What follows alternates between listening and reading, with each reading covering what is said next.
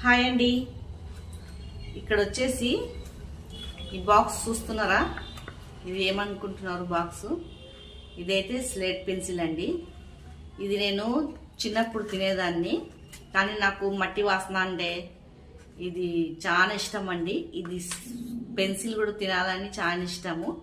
చిన్నప్పుడు తింటుండే, ఇప్పుడు కూడా అప్పుడప్పుడు ఇష్టం అనిపిస్తే తింటానండి.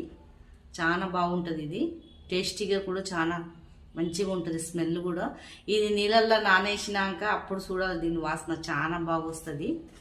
మట్టి వాసన అట్లా చాలా బాగా వస్తుందండి. చాలా మంది అయితే క్రంచ్ వీడియో చేస్తున్నారు.